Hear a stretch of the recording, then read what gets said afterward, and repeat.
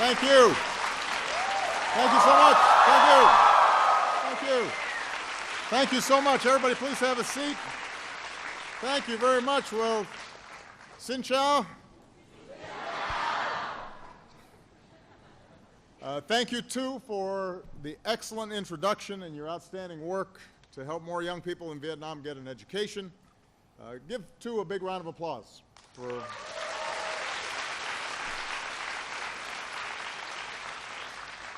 It's not that easy introducing the President of the United States. Yeah. Also because the podium was a little higher than her.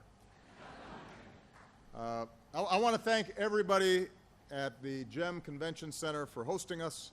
I want to thank the government and the people of Vietnam for the wonderful hospitality that you've extended to me over the past 3 days. I've been deeply touched. You know, wherever I travel around the world, obviously one of my jobs is to meet with government leaders. And these meetings are important, but it means that I spend a lot of time with older people like me. There's a lot of gray hair in the room. So one of my favorite parts of the trips I take overseas is to get out of the government offices and to spend time with young people like you. It's fun.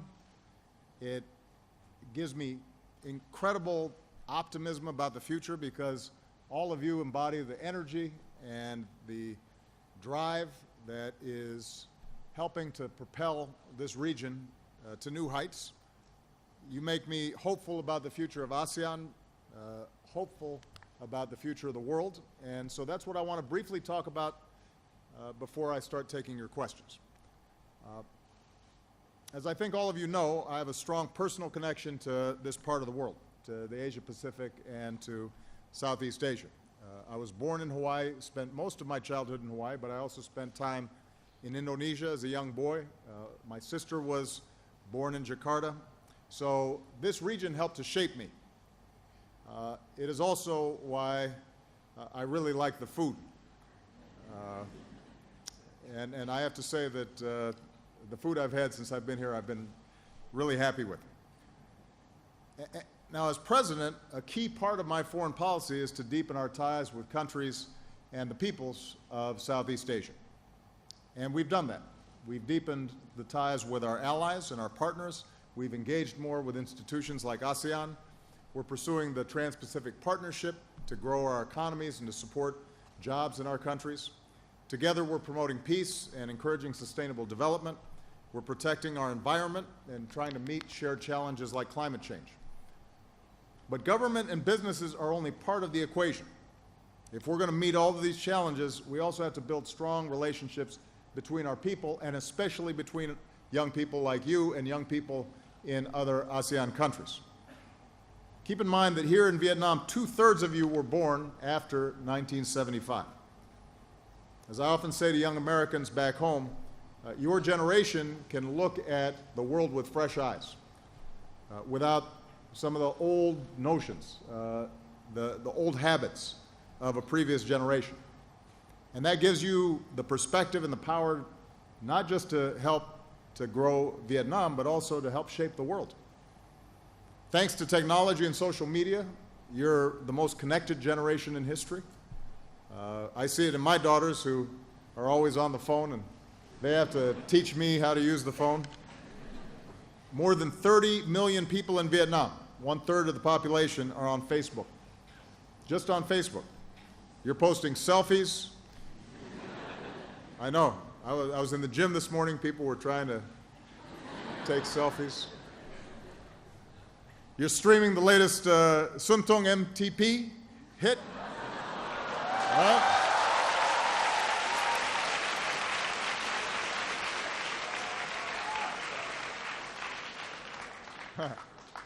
But you're also exchanging ideas and learning from each other. And so this gives you tremendous power.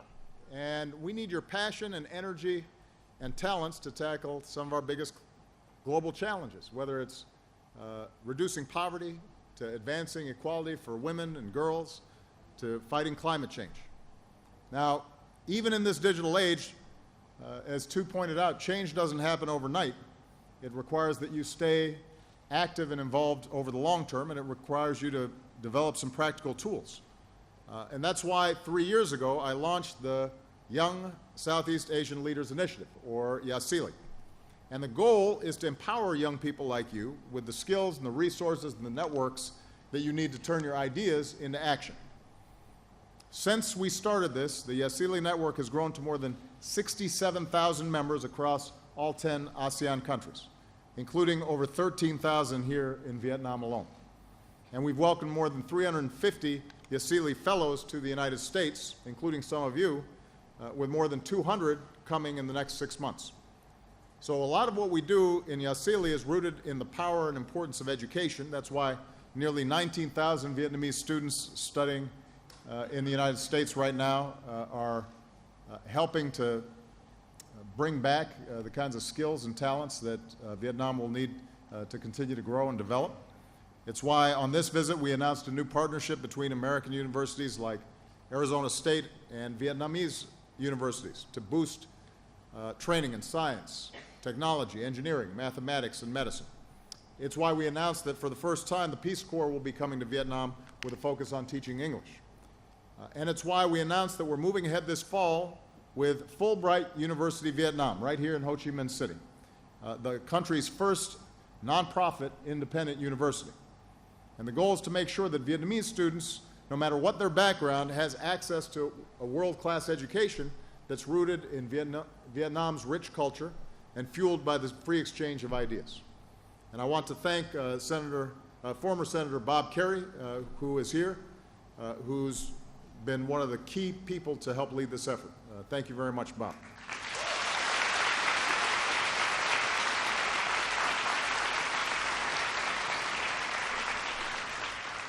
So all these efforts reflect our belief in you, in your ability to keep moving Vietnam forward. And you know, there's some incredible young people who are here who are great examples of the incredible talent and drive of young people in Vietnam today. For example, I see Vietnam's promise in Nun Dan. Where's Nun? Somewhere. There you are right there. So I had a chance to meet Nun when I welcomed our YSEALI fellows to the White House. She started as a volunteer. She started a volunteer group to work with street children and orphans and people with physical disabilities right here in Ho Chi Minh City. So far, they've recruited some 450 volunteers, delivered over 7,000 hours of mentoring, built 5 libraries in 2 cities, and that's just one example of the incredible work that's being done by young people right here in Vietnam. We're very proud of you. Thank you. Thank you, man.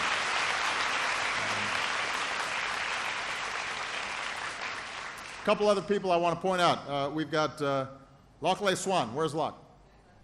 There he is, right there. So Loc teaches at Ho Chi Minh City, Vietnam National University. He's a researcher at the Pasteur Institute. His dream is to go back to his hometown and open a medical center so he can deliver quality, affordable health care. He also helped start Give to Give, which works with YSEALI members across ASEAN to improve their skills and build stronger networks. So we're very excited about the work that you're doing, Loc. Thank you so much.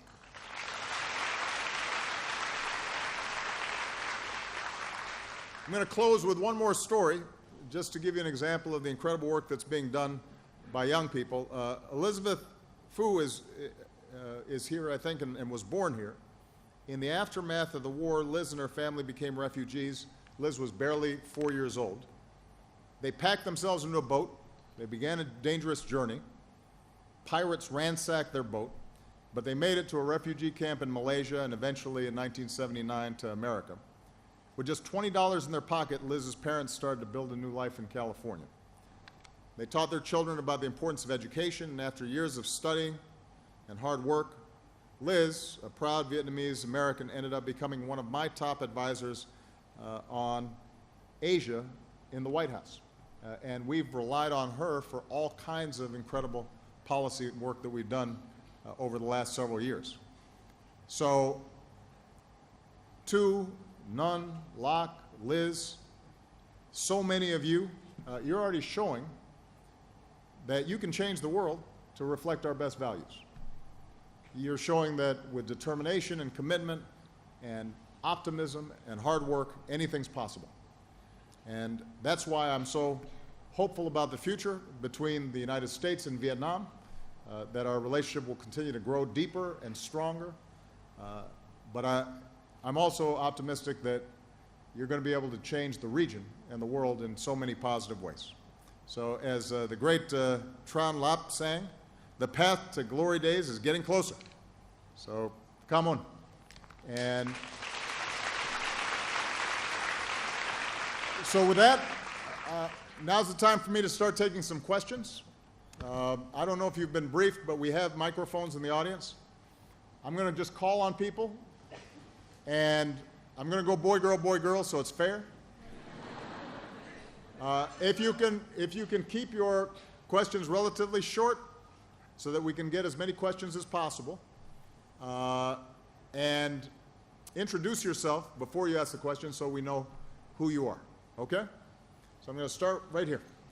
Yes, and we've got a microphone coming.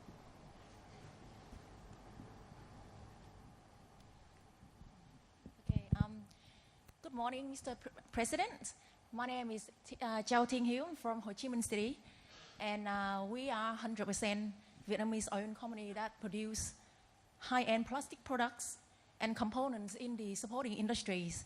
And today, it is our honor to meet with the President, and we have an ambition to request for your help.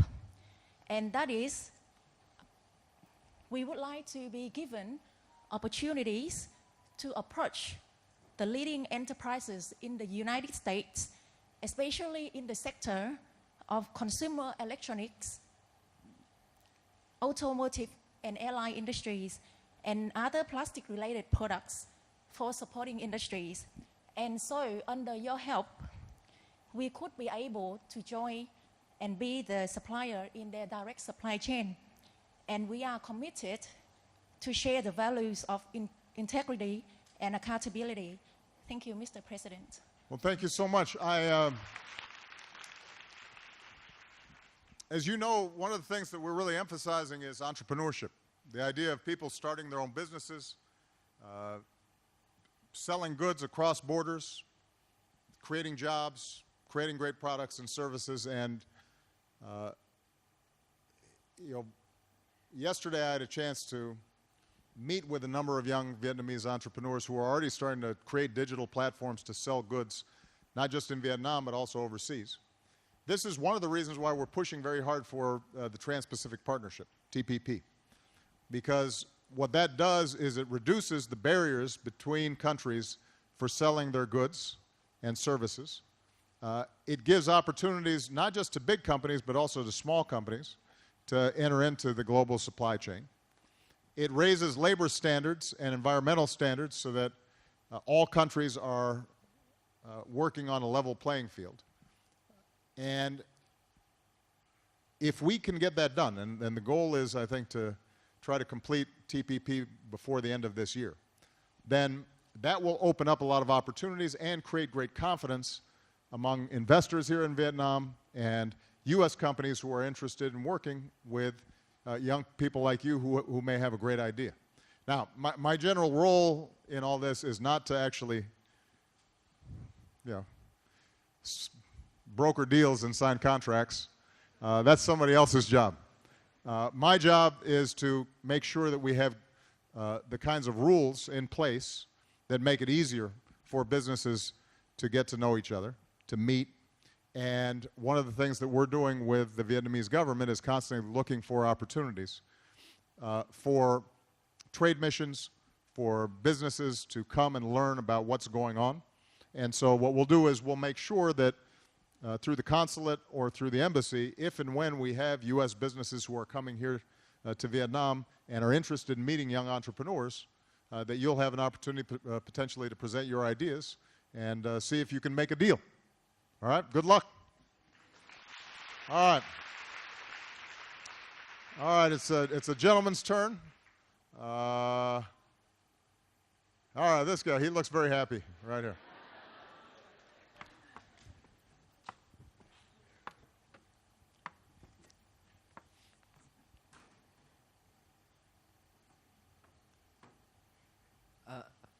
Hello, sir. Hello.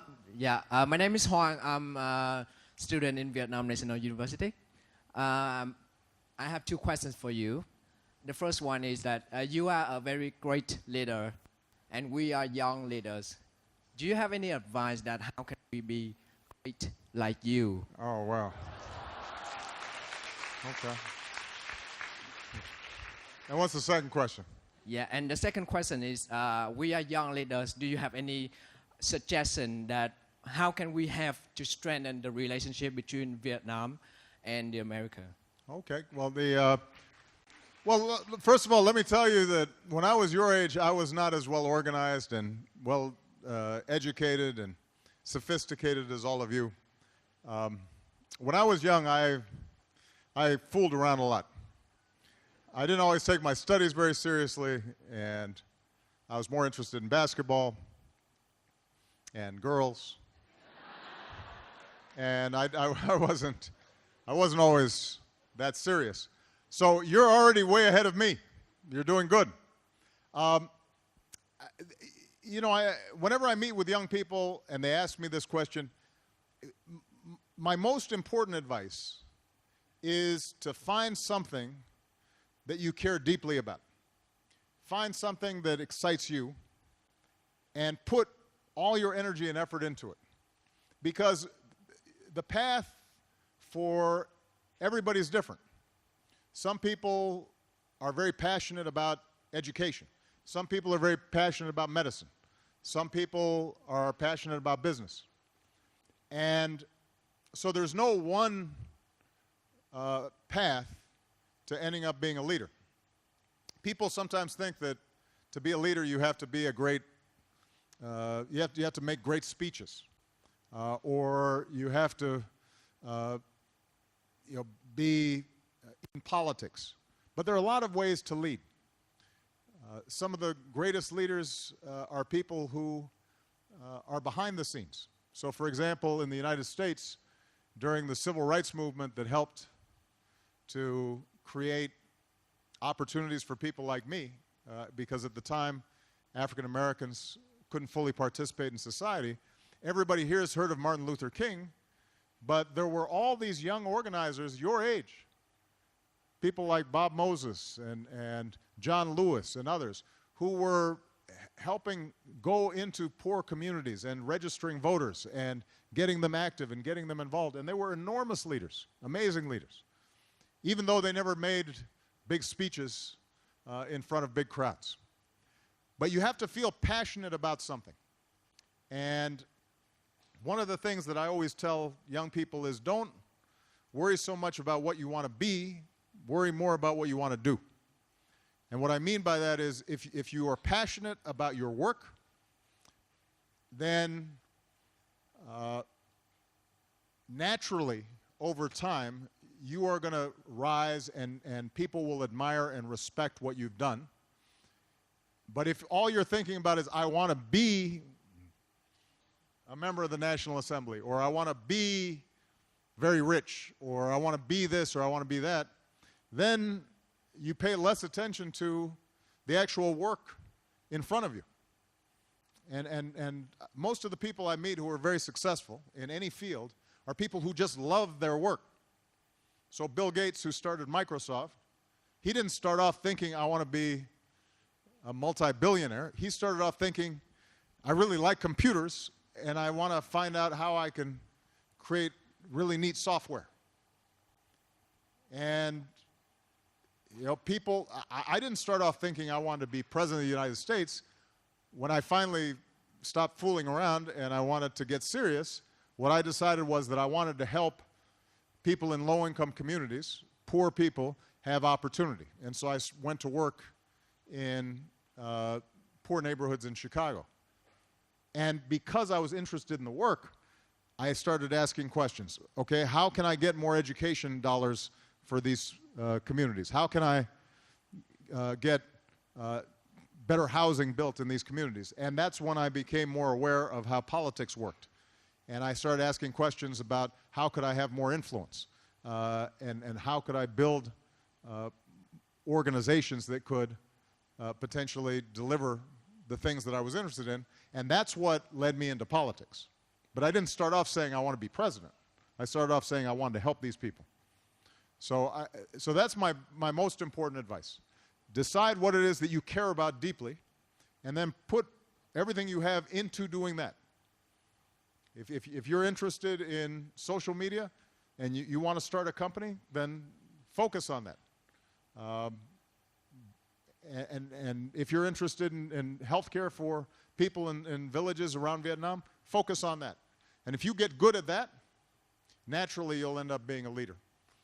And you'll have opportunities to do great things in the future. All right? Good. Okay. It's a young lady's turn. Here you go. Since you got such a, when you got the patty hat with the thank you, Obama, see?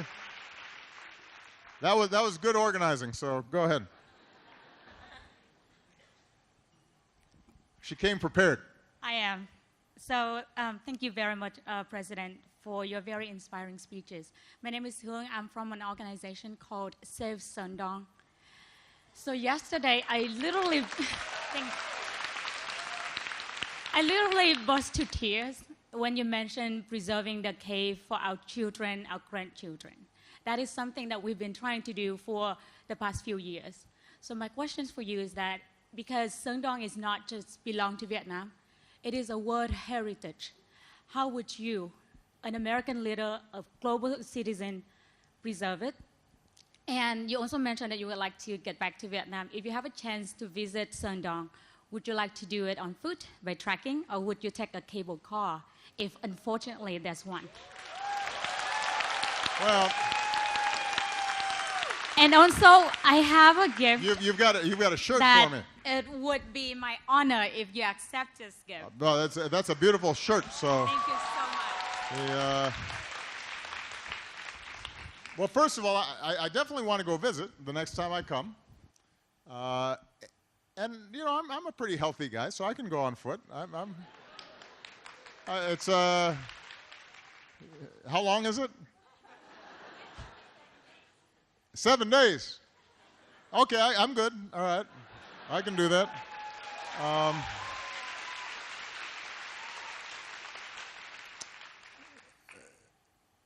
Are there places to get something to eat along the way, or do I have to carry my own food? Oh, well, no, I'll carry it myself.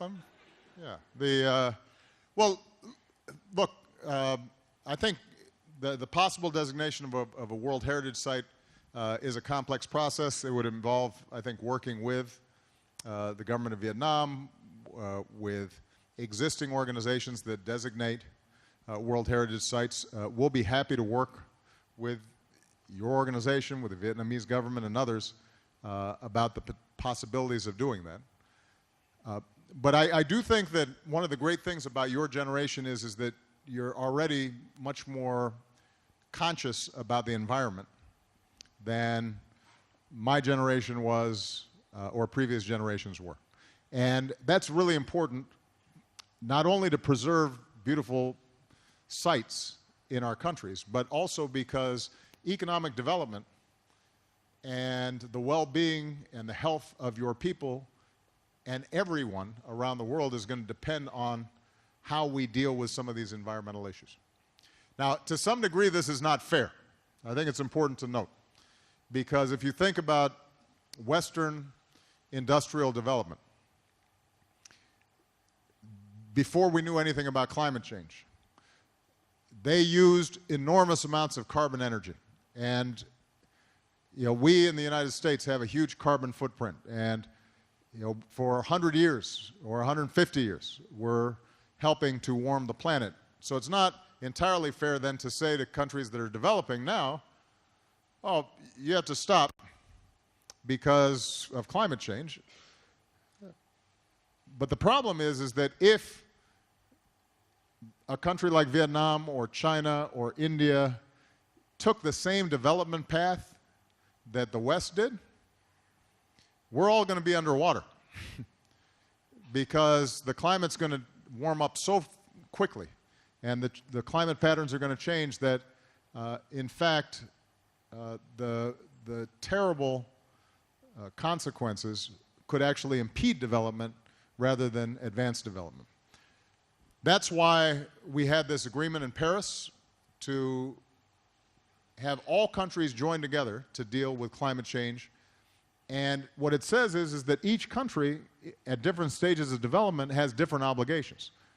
The United States, we have to do more. Countries like China that are large have to do more. But everybody has to do something. And we all have an obligation then also to help developing countries find new paths for energy and development that are environmentally friendly, developing clean energy strategies that can leapfrog over the old dirty industries and immediately go to the clean industries. Now the good news is I think that can happen. Because if you think about, everybody here has a cell phone, I assume, right? Everybody has a smartphone? Yes, you do, of course you do. Well, in many countries like Vietnam, you didn't start off with a lot of phone towers and, digging and laying telephone lines under the ground. You've leapfrogged the old technologies and immediately went to a cellular technology and a wireless technology.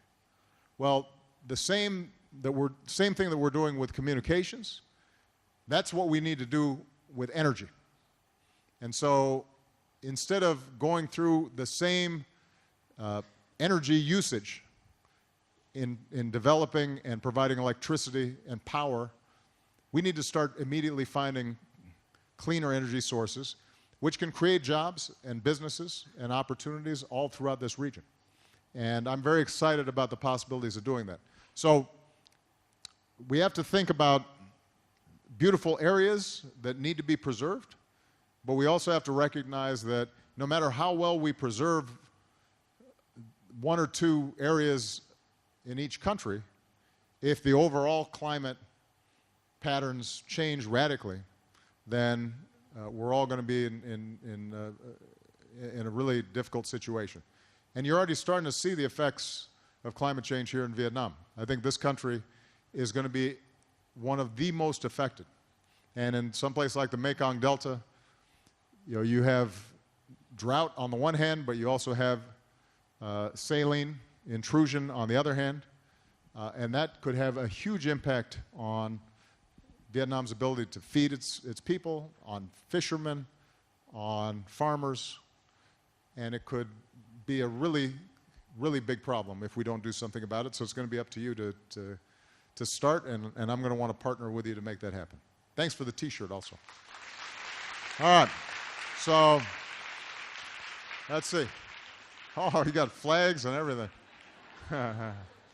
Gentleman right here.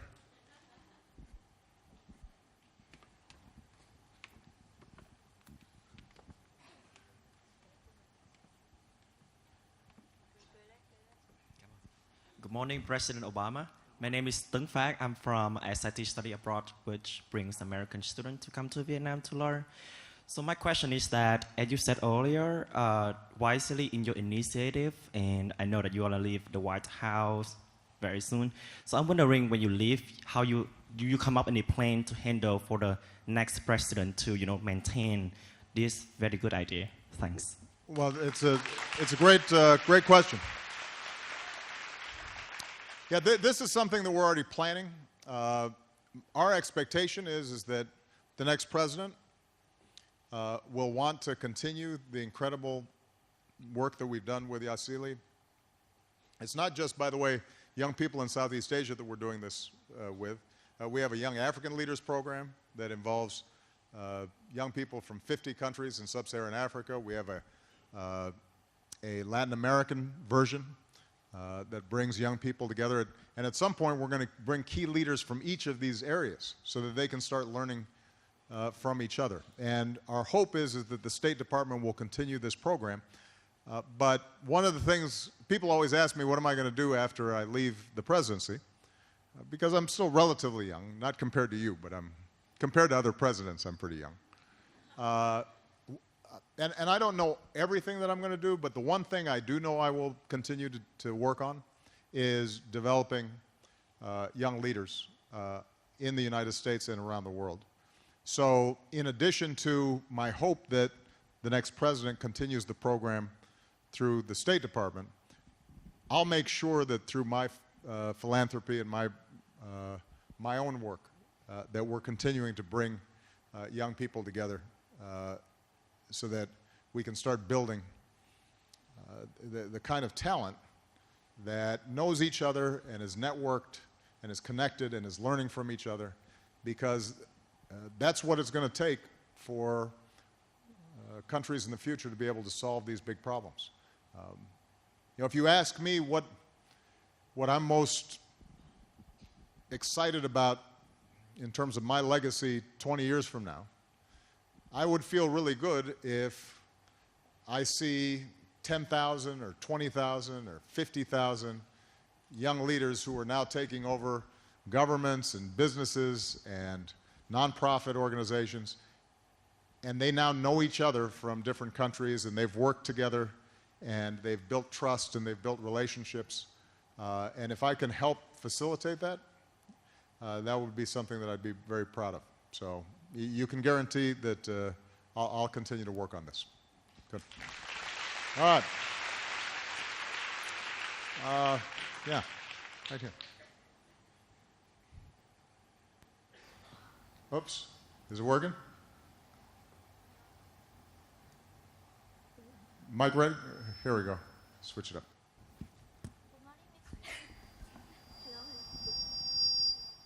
Uh-oh. You might need to use mine. Hello. Oh, it's right here? Oh, it's Okay, there you go. Just in time.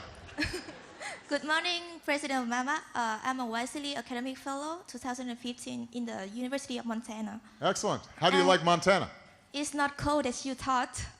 Oh, it's very cold. You just haven't... have you gone through January yet? Summer batch, luckily. When did you get there? June to August. Well, it's not cold in June and August. Luckily. You just went there at the right time. But it's a beautiful state, isn't it? Yeah, I love it. Yeah, it's lovely. It's a gorgeous mountains. Have you learned how to fish? Yep. Fly fishing? Yeah, I went rafting as well. And rafting also? Yeah. That's great. So my topic is about global environmental issues. So I'm going to make my professor in Montana happy by asking a question related to climate change Good. and environment. So in the Mekong region, there are a lot of hydropower dams are being built on the mainstream of the Mekong. And this problem is not easy because we have big countries and small countries related to the hydropower building in the area. Yeah. So do you have any suggestions for all the governments of the Mekong region to get together and sustain the interest, both economic and environmental interest in region? And just one more question. Yeah. It's like a very typical job interview. Where do you find yourself in 5 years? Because I think it's a very interesting period when Malia probably graduates from Harvard University and you still struggle with computer or iPhone 10. And, and also that's when probably maybe Mr. Sanders or Mrs. Hillary or maybe Mr. Trump finish their president term. So where do you find yourself and the world in 5 years? Thank you. Well,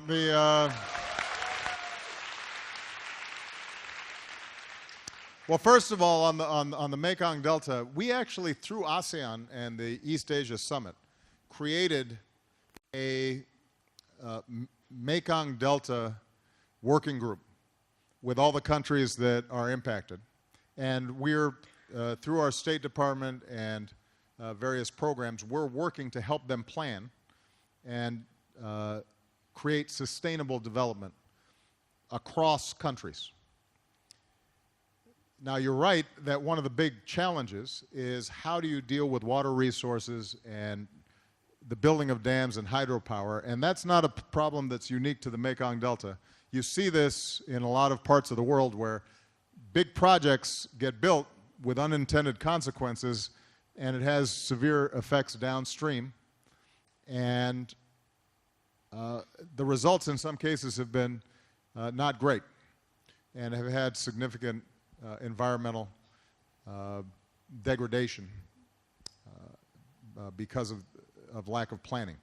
So what we're going to try to do is to continue to work with the affected countries and to provide them with the technical assistance and the evaluations of what needs to happen, what they need to watch out for, and hopefully that information is power. That information then can be used to negotiate on an international level to try to prevent some projects that might have very bad effects.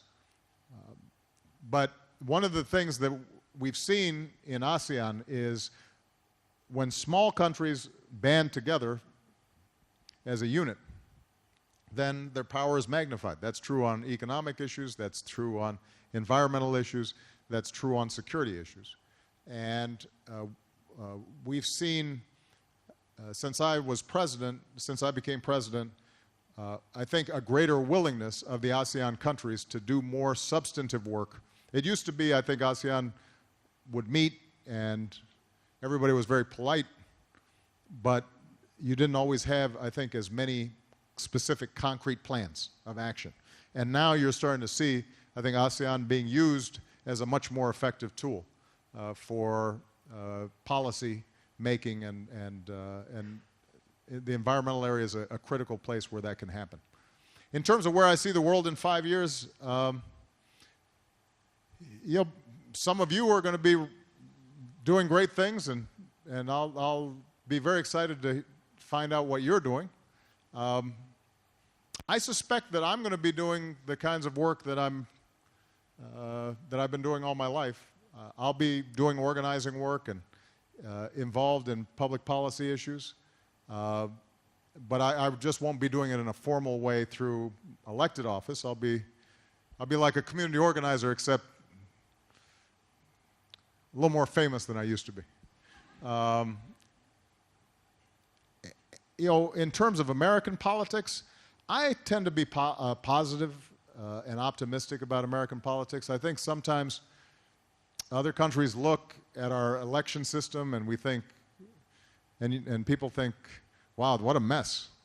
But usually we end up doing okay because the American people are good people. And they have, as I hope you've met, you've gotten to know people in Montana, the American people are generous and they're decent and they're hardworking, and sometimes our politics doesn't express all the goodness of the people, but usually, eventually, the voters make good decisions, and democracy works. So I'm optimistic that we'll get through this period. And one of the great things about the United States is that even when it makes mistakes, I think it's able to adjust and recognize our mistakes, and then we correct course and take different steps. So things are going to be okay. I promise. Good. All right. Let's see. All right. This guy, he has two hands up and a symbol. I don't know what that means, but I don't know. It was interesting, so we'll call on him. Maybe he'll explain it. Yes, hello, Hello. Mr. President. I want to say that you are so handsome. Oh.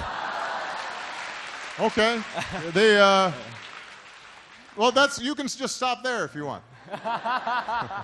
Okay, there are two questions of me now. Turn a little bit into business. Business. Yes, you tell that just find something you are deeply care about, and my deepest care about is human resource management or talent management. And now... Hotel management, did you say? Talent management. Talent management. Yes. Got it. Okay, now we are joining AEC and TPP. It means that beside opportunities, we have many challenges. The most challenge is that they have many overseas companies. They want to attract Vietnamese talents. And can you give the suggestions? We cannot just based on the patriotism of them to force them to stay in Vietnam.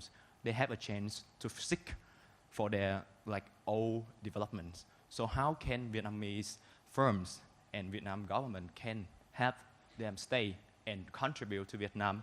And one more question about entrepreneurship. In the trend of this, there is more like startup company will have a lack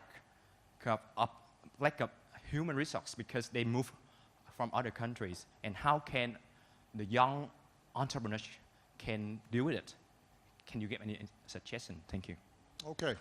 Well, look, if I understood your question, so TPP, you've got these new opportunities. Companies are going to be interested in coming into Vietnam as investors or as business partners with existing Vietnamese companies. And I think that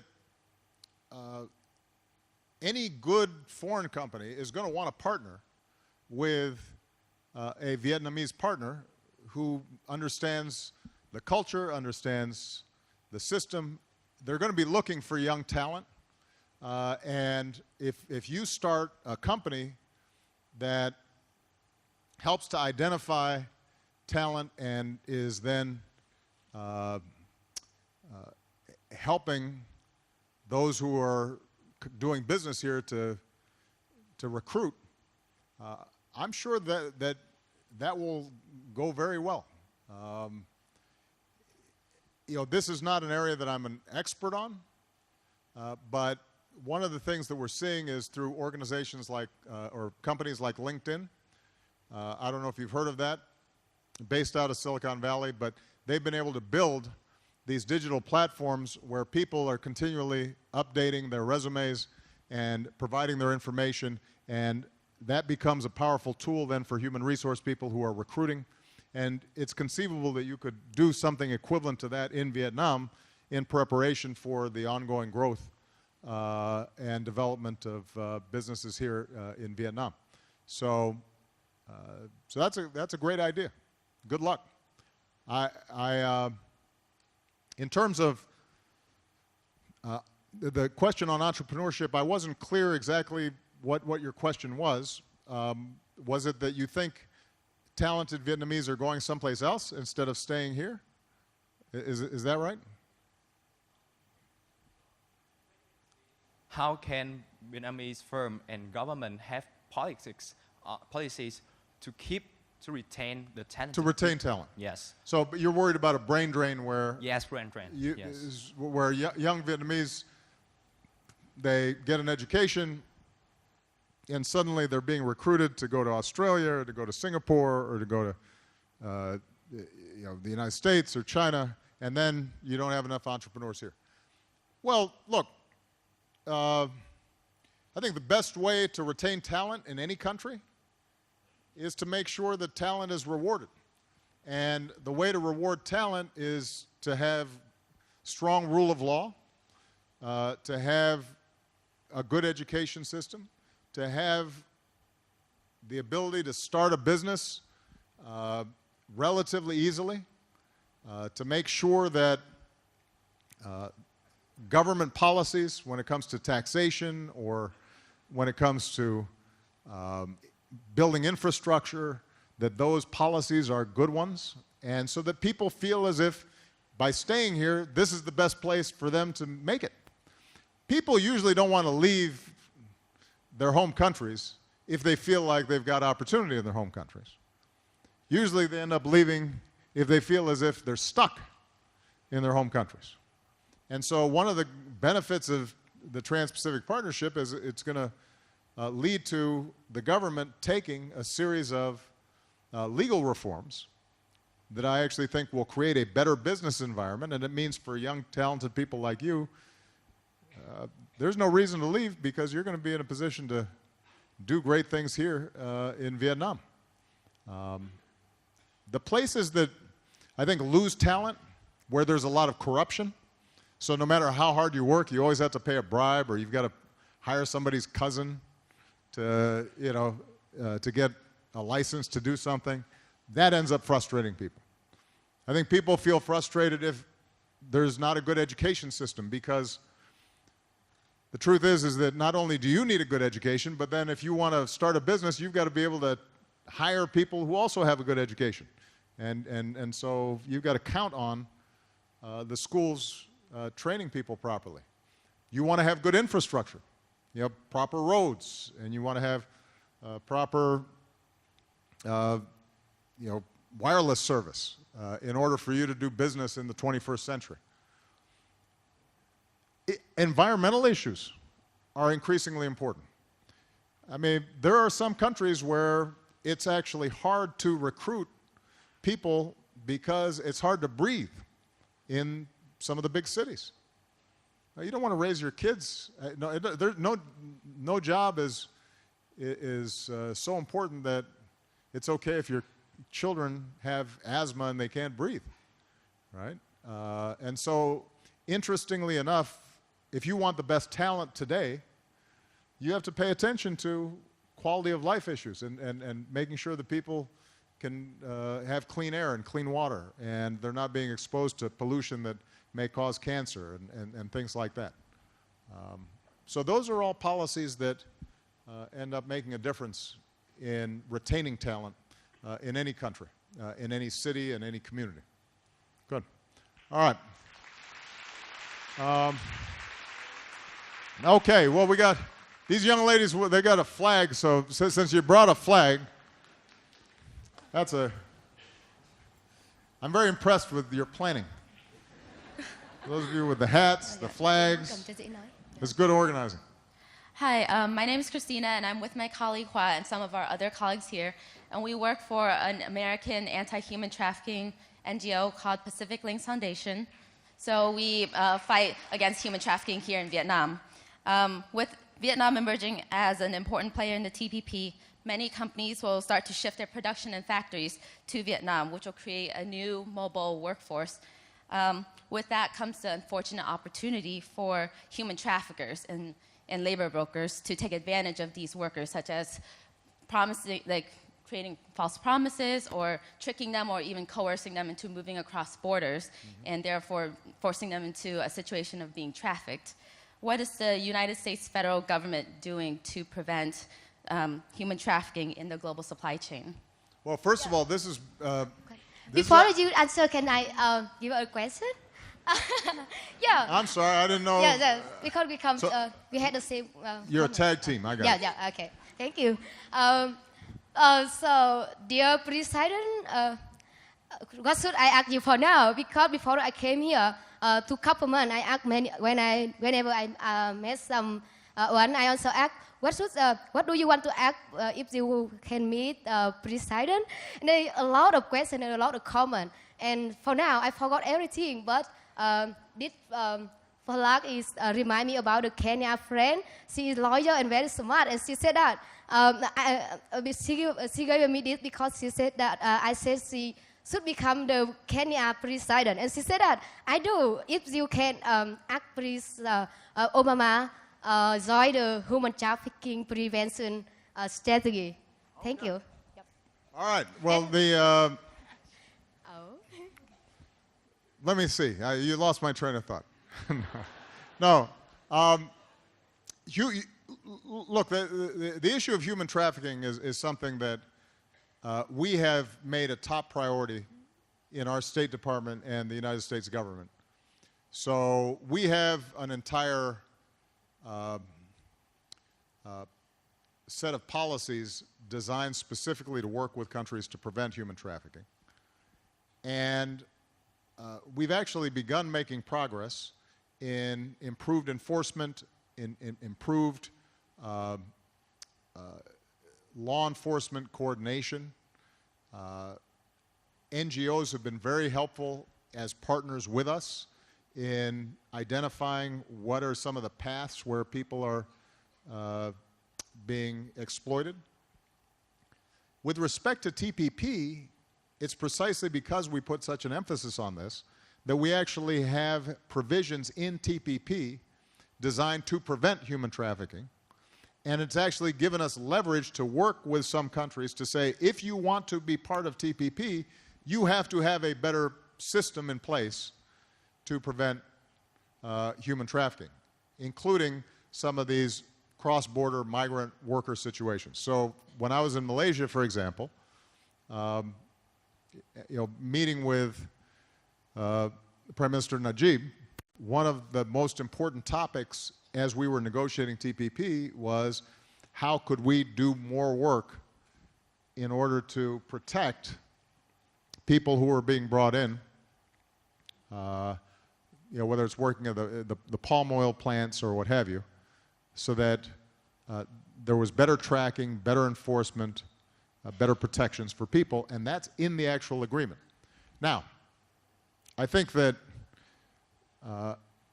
an agreement on paper is never enough.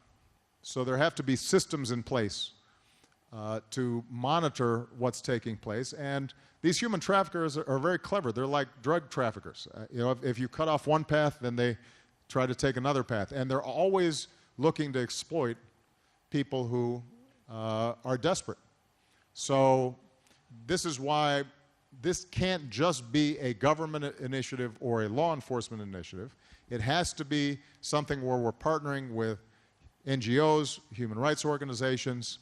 We have to be very nimble in how we adapt to changing circumstances so that we're constantly shutting down some of these pathways.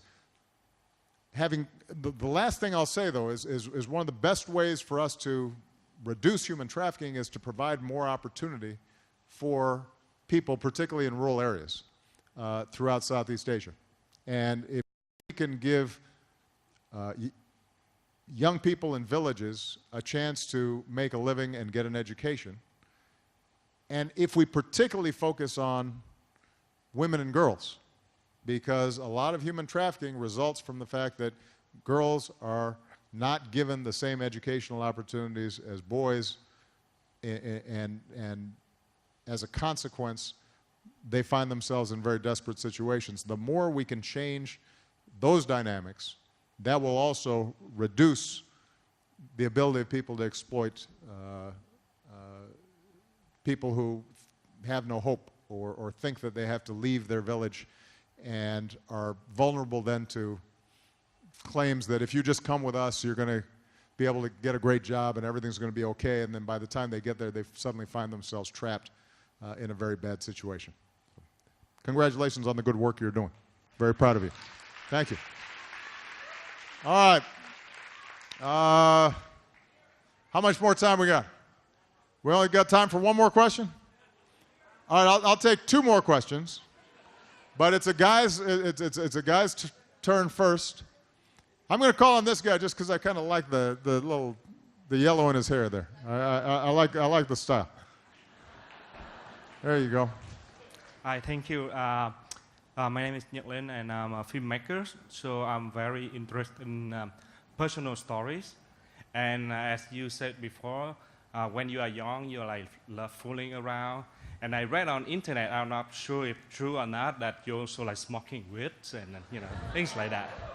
I don't know if that's true. But I wonder what makes you from that guy become a guy who care about the society, because like a lot of many I think many young Vietnamese people, they still love fooling around and they don't really care about the society. Yeah. But it must be something that makes you become this person. So, thank you. Well, it's a good question. I wrote a book about this called Dreams from My Father. I think it was translated into Vietnamese, but I don't know if it's still in bookstores near you.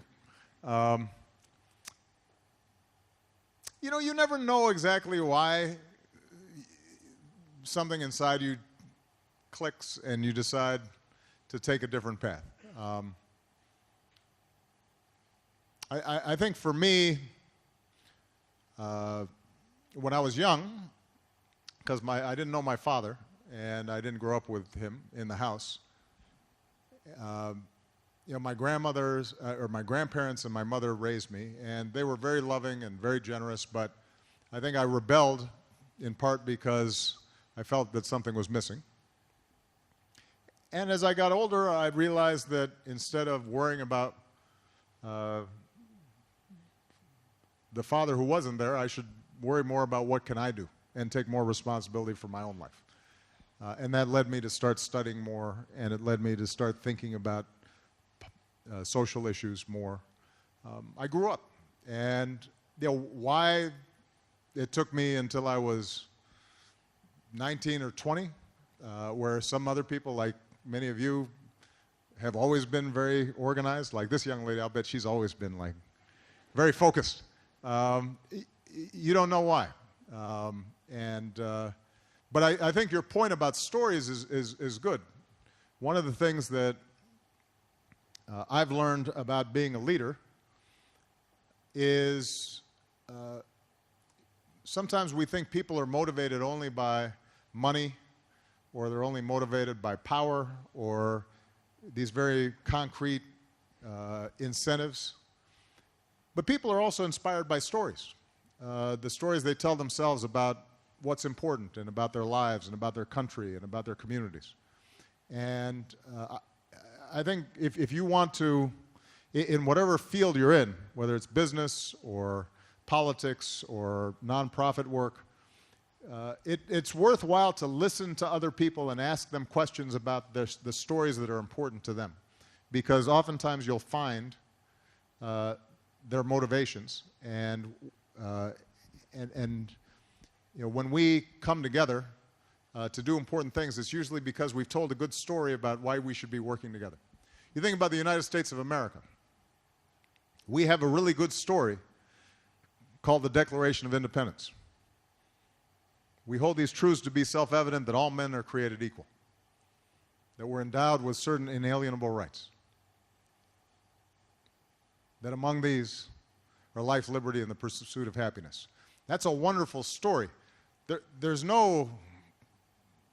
When the Declaration was made, there really was no United States. It was just a good story that they were telling about what could be. And then people were attracted to that story. And it led to independence, and it led to immigrants from around the world who wanted that vision for themselves. It led Ho Chi Minh to adapt it when Vietnam was trying to declare independence. It inspired movements around the world. So, yeah, the stories we tell each other are very, very important. And good luck on making your movies. Don't believe everything you read on the internet, though. Okay, last question. All right. Oh, this young lady, she stood up and she's like, hey. I couldn't say no to her. She had her hand up. I thought she was going to hit me if I didn't call on her. Go ahead. I'm teasing. Hi, so I am a rapper here in Saigon, Vietnam. Oh, yeah? So you have spoken a lot about environment and like politics and economic progress of Vietnam, but as an artist, we have a lot to say. Okay. We have message to say, and I want to know how important it is for a nation to really help and promote their art and culture, and helps it to help its nation in the future. Okay. Before I answer your question, why don't you give me a little rap? Let's see what you got. Come on. Do you need like a little beat? Yes, I do. Actually. No, go ahead. Come on. Vietnamese or English? In Vietnamese, of course. Vietnamese? Now I won't know what it means, but just a short version, because I got to get going. Go ahead. Tình hình một mình nhà lầu trình in giàu sang như vua chúa, giật mình sự tình thiệt ra đen đúa. Mà đời vậy là hey, it's been a crazy day. Khi mà ta nhắm hai đôi mắt, xuống mái chèo chơi với mày. My name is Sue Boy, by the way. Well, that was good. See there? That was pretty good. What were you just rapping? What was your verse there? I was just talking about some people having a lot of money, having big houses, but actually, are they really happy? So, okay. Yeah, a lot of things that people look at us and see like different thing and something they assume, or a lot of like stereotype, like, like me, Asian rappers, like looking at the cute girls, and people don't know. Is that what they're thinking? But for Vietnamese people, it's different. They think rapping is not like for women. Ah, well, that's true in the United States too. I mean, I just mean that there's always been sort of sexism and gender stereotypes in the music industry like every other part of life. But to answer your question, look, the arts are important. Artistic expression is important. It's what I was just saying to the filmmaker about stories that we tell each other. You know, music, poetry, representations of life as it is and how it should be. Those are the things that inspire people. You know, life is a combination of very practical things, right? You gotta eat, you gotta work, you gotta build roads and make sure that, you know, some dam isn't ruining a community. But it's also the spirit that we have inside of us, and how is that expressed, and what are our vision and what are our ideals for the future, and how do we want to live together, and how do we treat each other. And one of the most important things about art is it teaches you to not just think about yourself, but it puts you in the head of other people. So you start realizing somebody else's pain or somebody else's hopes, and you start realizing that we have more in common. So if I read a novel by somebody in Africa, now suddenly I understand more about how we are similar. And if I listen to a Vietnamese rap and it connects to the things that I'm feeling, now I feel closer to a country on the other side of the world. And that's how we build understanding, and that's how we end up being able to work together and plan together and build a better future together. So, look, let's be honest, sometimes art is dangerous, though, and that's why governments sometimes get nervous about art. But one of the things that I truly believe is that if you try to suppress the arts, then I think you're suppressing the deepest dreams and aspirations of a people. And one of the great things about the United States, for all of our flaws in a lot of areas, is that we do give much greater expression to our culture. And something like rap, which started off as an expression of poor African Americans, now suddenly has become a global phenomenon and is really the art form of most young people around the world today in a lot of ways. Imagine if at the time when rap was starting off that our government had said no, because some of the things you say are offensive, or some of the lyrics are rude, or you're cursing too much. Then that connection that we've seen now in hip-hop culture around the world wouldn't exist. So you gotta let people express themselves. That's part of what a modern 21st century culture is all about. All right, everybody, I've got to go, but this has been wonderful. Thank you so much. God bless you. Thank you.